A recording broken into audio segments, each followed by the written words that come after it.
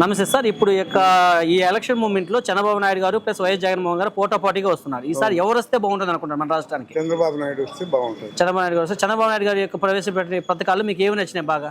ప్రవేశ పథకాలు అన్ని నచ్చున్నాయి. అన్ని డెవలప్మెంట్ బాగుంటుంది. ఓకే. చంద్రబాబు నాయుడు వస్తే సంక్షేమాలు బాగా ఇస్తాడు. అదే ఓకే. ప్లస్ ఈ యొక్క నియోజకవర్గంలో ఈ యొక్క జీడీ నియోజకవర్గంలో తెలుగుదేశం పార్టీ నుంచి థామస్ గారు, అలాగే వైసీపీ పార్టీ నుంచి నారాయణ స్వామి యొక్క కూతురు కృపాలక్ష్మి గారు నిలబడ్డారు. వీళ్ళిద్దరిలో ఎవరు వస్తే బాగుంటుంది అంటున్నారు కదా? థామస్ వస్తే బాగుంటుంది. థామస్ వస్తే బాగుంటుంది అనుకుంటారు. లాస్ట్ టైం ఈ వైసీపీ వాళ్ళు ఉన్నారు కదా, వాళ్ళ యొక్క పరిపాలన ఎలా ఉంది? వాళ్ళది అంతంత మాత్రమే ఉంది. పరిపాలన ఏం లేదా?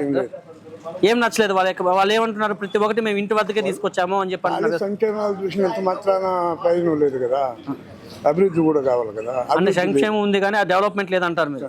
డెవలప్మెంట్ పూర్తిగా లేదు. అందువల్ల ఈసారి టోటల్ గా మన తెలుగుదేశం పార్టీకి ఏది వస్తే బాగుంటుంది అనుకుంటున్నారు?